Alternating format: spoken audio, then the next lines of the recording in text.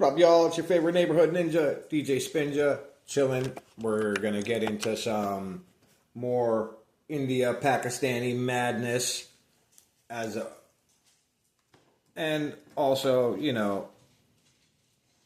just the whole world is popping off and it's getting a little ridiculous. So let's get into this shit and see what the hell happens.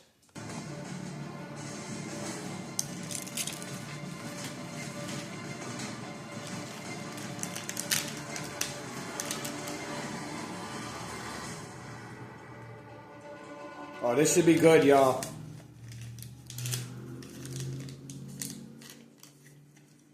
Have you heard of a lap of honor? And right off the bat, they literally bomb the shit out of them. See, this is like I said, I don't take no sides in this, but I'm going to call out a bully. And these Indian freaking people are trying to bully Pakistan so hard, and everybody that messes with Pakistan so hard, that they're going to end up fucking themselves in the long run, because I don't care who you are, you don't want to be made fun of on the world stage. And all India is doing is making fun of people on the world stage. And it started, look, she didn't even speak yet. And it went victory tour, and then it went tour of disgrace. It's usually done by sports teams. Once they win a tournament or match, they take a lap of the stadium, sort of like a victory round. But Pakistan is doing its own thing. Their leadership is on a lap of disgrace. After a lap of disgrace. Pakistan is reaching out to its friends. Prime Minister Shehbaz Sharif is visiting 4 nations: Turkey, Iran, Azerbaijan, and Tajikistan. On Sunday, Sharif reached...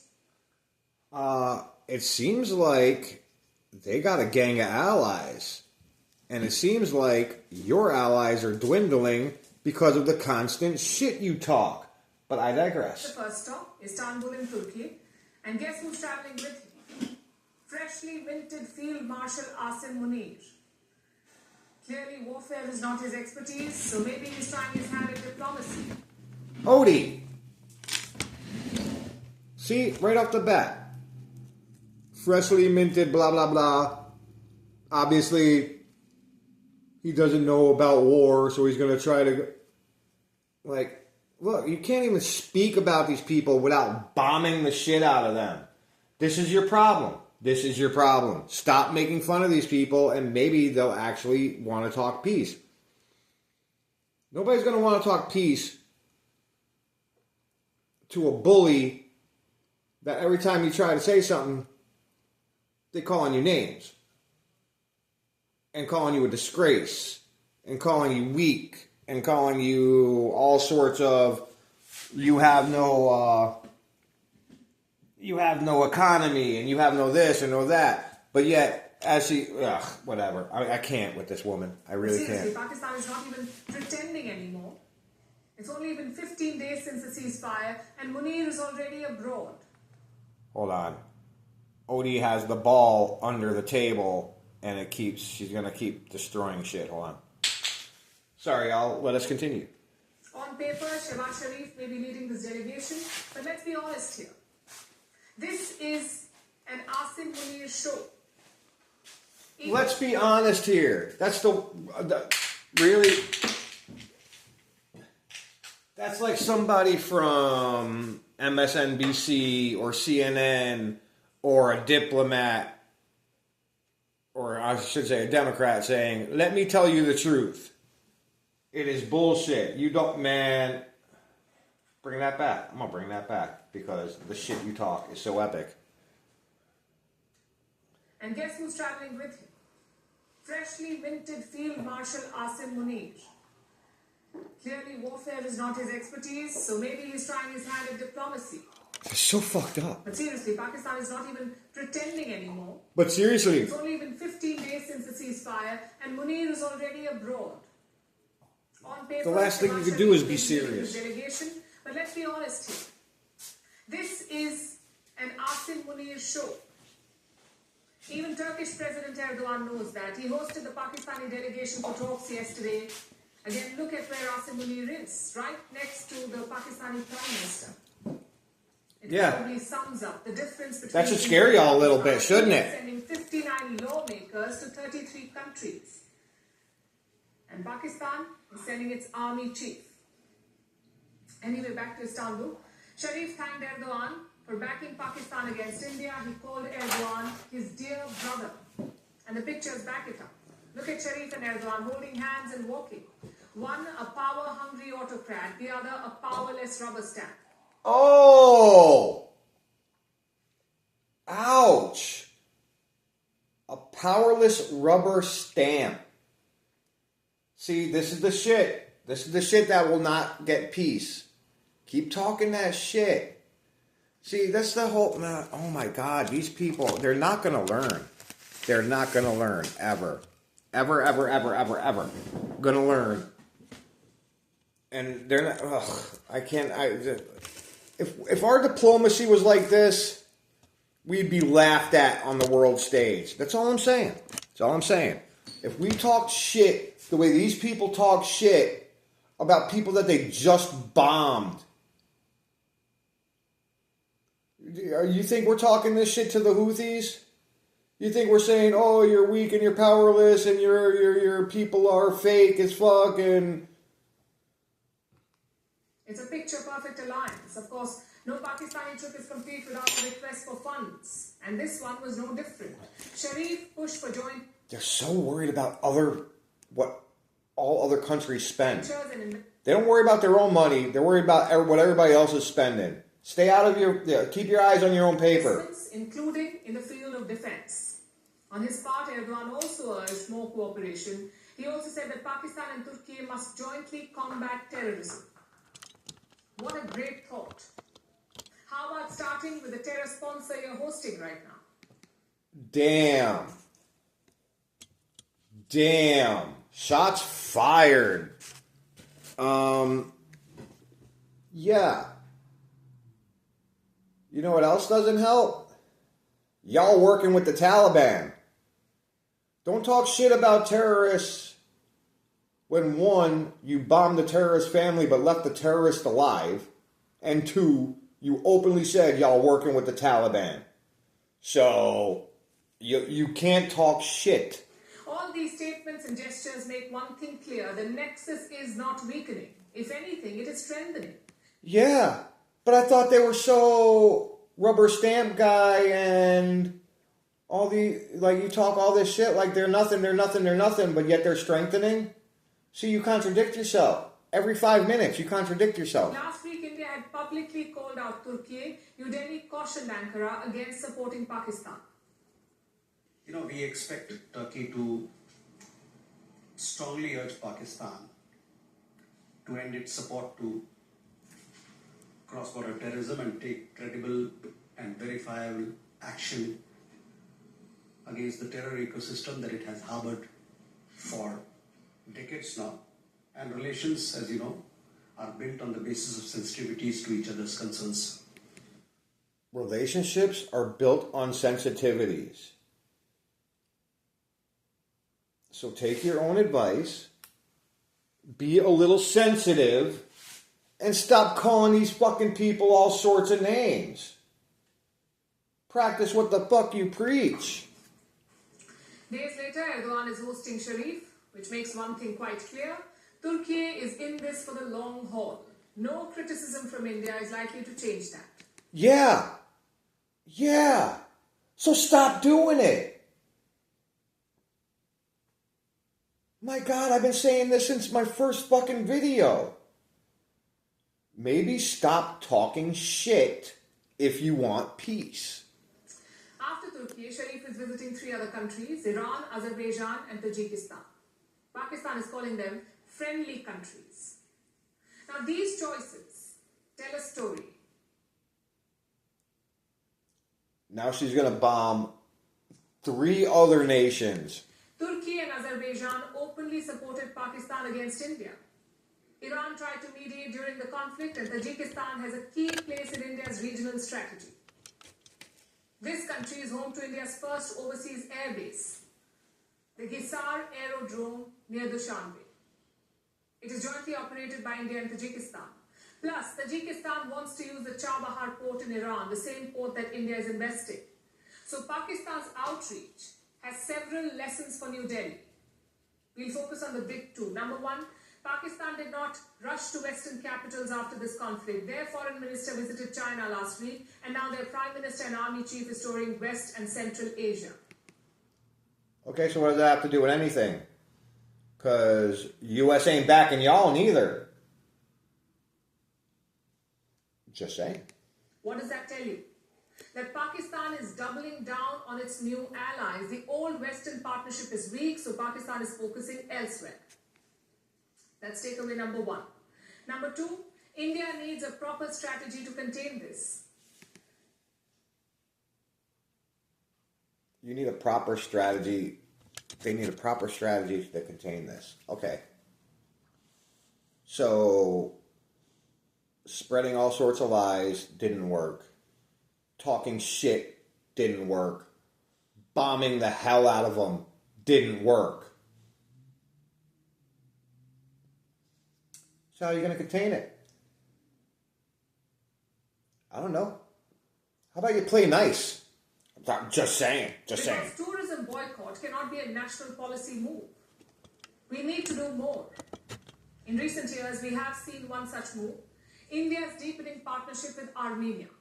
Now, some quick background here. Armenia and Azerbaijan are rivals. They have fought over a border region for decades.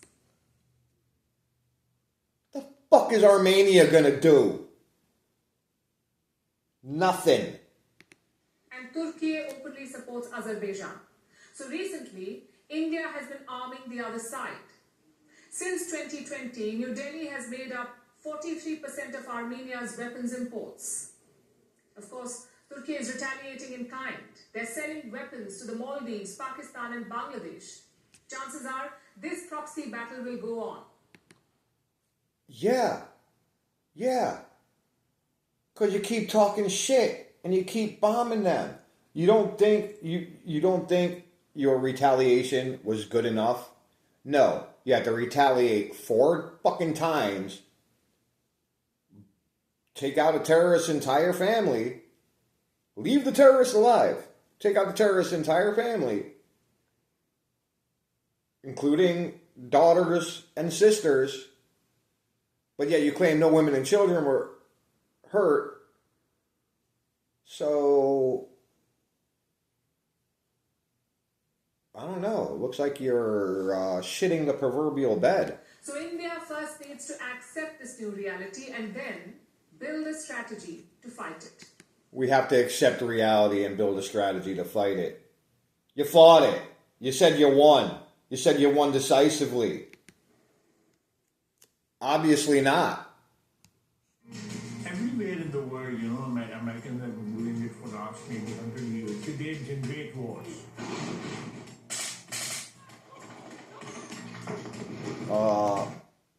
He said U.S. profits from wars. Duh. Everyone profits from wars. Except for the people that are getting shit upon. But the people that are providing the weapons will always profit from wars. And aren't you giving weapons to people too? Aren't you profiting from a war too? Aren't you profiting from a war you just restarted?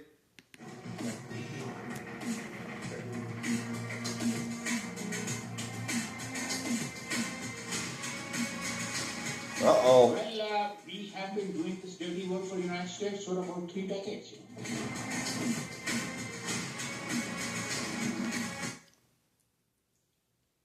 They've been doing the dirty work for the USA for decades. No. We do our own dirty work. We might sucker y'all into doing some dirty work. But don't act like you doing all the work. 'Cause y'all ain't.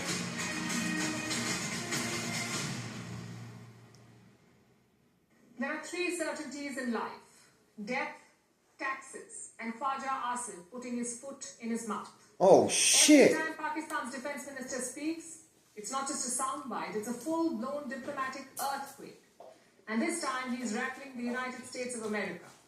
His latest target is Washington's military-industrial complex. Yeah, good luck. Asif's statements come from this new video on social media. It has now gone viral. It shows Khwaja Asif sitting on a sofa. He's talking about wars and conflicts, and it seems the defense minister was in the mood for mic drops. The US may have been dropping bombs, but Khwaja Asif, he was dropping some truth bombs. And here's the gist of what he said. Wait a minute. You just said Pakistan lies all the time, but now you're saying they're telling the truth. America manufactures conflicts Okay. because it is good for business. The US military-industrial complex is a massive, well-oiled machine, and war is just part of their revenue model. Yes. It's a brutally honest hot take. But How is it a brutally honest hot take? That is no secret.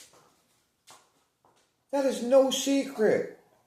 We funded both sides in World War I, made a shit ton of money. We funded both sides in World War II, made a shit ton of money. We funded fucking the Taliban, made a shit ton of money. We funded ISIS, made a shit ton of money. I don't understand how that's a hot take. Usually hot takes are things that nobody has ever said before. Done yet? He went on and on. He said the US pays both sides of the war. Duh! He bankrupted wealthy nations like Syria and Libya. I just said that. We've been notorious for funding both sides of the war. We've always been funding both sides of the war, especially wars we're not a part of. Because why only make money from one side when you can make it from both sides? It's fucking good business. All this while its own arms industry keeps cashing in. So for Washington, war is not chaos. Khwaja Asif says it is commerce. Yeah. You know, everywhere in the world, When has that been a secret? When has that ever been a secret? She's acting like she's dropping some revelation shit right here. That is not a secret. Oh. you know, Americans have been doing it for the last maybe 100. The stupidity. The average person is fucking retarded. Just saying. The average person is not average anymore. Intelligence has gone down the goddamn drain. Years. It's funny that we have things in our pocket and our phones. This thing right here has access to almost every bit of knowledge on Earth. And yet people are so fucking retarded it's not even funny. They generate wars. If it's not on an app, you won't be able to figure it out. I seriously tried. I worked at a fucking... Well, I've been a cook almost my entire life. I'm still a cook. I was working at a crepe shop. We had a 16-year-old dude. And part of the job was, he was running the register. And, when you do credit card receipts, you have to staple the credit card receipt to the actual receipt. And the stapler ran out of staples. And watching this guy try to put staples in a stapler, a 16-year-old. Remember that scene from Zoolander where they're trying to get into the computer and they act like Neanderthals? That was it right there. This man, it took him about a half an hour before I jumped in, showed him how to do it. And then 4 days later, same shit happened and he fucking melted down again. Because if it's not an app on your phone, if you don't have a change stapler app on your phone, you don't know how to change a fucking stapler. It's ridiculous. उन्होंने तकरीबन 260 जंगें लड़ी हैं अब तक America ने. China ने 3 लड़ी. They still make money. But वहाँ पे And motherfucker, you know who you are, so if you're watching that shit, I feel no remorse for you. You're retarded. Learn how to change a fucking stapler. उसके लिए उनको जंगें करनी पड़ती. My stapler. कभी They told me that it would be my stapler. And if I don't get the stapler, I swear to God, I'll burn this place to the ground. यही अफगानिस्तान में उन्होंने किया है. यही उन्होंने सीरिया में, इजिप्ट में, लीबिया में. These countries who were really rich, very rich countries, they're bankrupt now. Now, this is not the first time that he has criticized America. He has done so before on live television. He said Pakistan has been doing America's dirty work. Listen to this. But you do admit, sir, that Pakistan has had a long history of backing and supporting and training and funding these terrorist organizations. Yeah, and we've helped. There's no secret we funded ISIS. There's no secret we funded the Taliban. So yes, we have funded your shit because you keep harboring these motherfuckers. So yes, by proxy, we have thrown so much money our way. Well, we have been doing this dirty work for the United States for about 3 decades, you know. We've been doing the dirty work for the United States for about 3 decades. Really, 3 decades? 3 decades? I want receipts.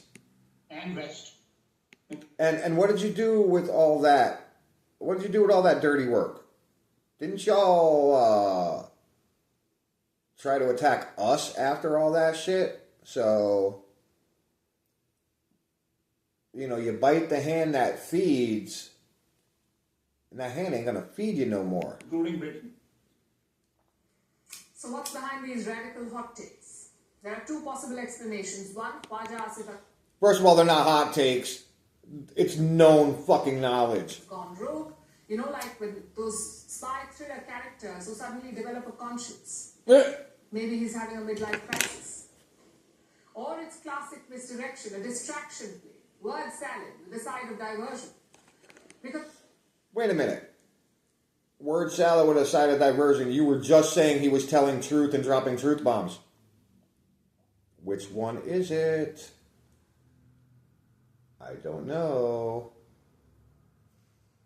You're being very fucking weird. back home, the headlines are not great. Let's not forget he's Pakistan's defense minister, and Pakistan just lost India in a conflict. So maybe this loud anti-America monologue is just smoke to hide the fire. What fire? The fire that y'all set when you dive bombed the entire fucking nation? Okay. War profiteering. For a change, he's not wrong. The only problem is he's saying it while standing on a stage built with American military aid. Oh! Oh! Now that's a truth bomb. The US has given Pakistan more than $32 billion in direct assistance. That's a fucking real hot take. Both military and economic, $32 billion. So throwing shade at Washington while ordering spare parts for your F-16s? It's comedy gold. It's like ranting about capitalism on your brand new iPhone. And it comes at a time when Pakistan is hiking its defense budget by as It's the first time I'm agreeing with her. This is the first time I'm agreeing with her. Holy shit. much as 18%.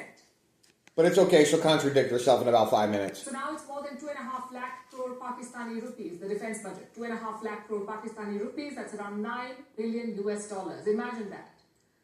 This is an economy that's in free fall. Inflation is at 38%, poverty is skyrocketing, foreign reserves have dipped below $3 billion. I wonder why poverty is skyrocketing. Maybe because they just got bombed to the fucking oblivion by India. Or maybe that's just me, I don't fucking know. And yet they want to spend more on their military. Yeah, I'd spend more on my military too if I kept getting the shit bombed out of me. A military that has never won a war, by the way. A military whose credibility keeps shrinking, but budgets keep expanding. How do they explain it to the world? Or to their own people? And for that, they have Khwaja Asif. And you know what? We respect the hustle. Not every country has a defense minister like this. A defense minister who is... Hold on. I gotta look that up. Really? Pakistan has never won a war? Nah, we gotta check this out. Because that sounds like a bunch of bullshit. I'm looking this up. I don't give a fuck. Sorry, I'll let this bitch blather on. Part-time stand-up comic, part-time chaos generator, and a full-time liability. So what do you call a country that's bankrupt but boosting defense spending, that loses wars but talks like a superpower, that slams America while flying American jets? You call it Pakistan. Shit. And what do you call a man who sums up this contradiction? You call him Khwaja Asif. Loud, confused, and entirely off script. But in a country where reality is optional, maybe he's the perfect man for the job. But you just said he was dropping truth bombs. See, like I said, 5 minutes, she'll contradict herself. 5 minutes. Within 5 minutes, every time. It's like clockwork.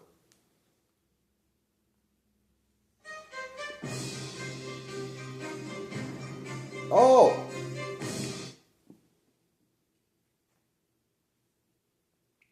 While there is a general perception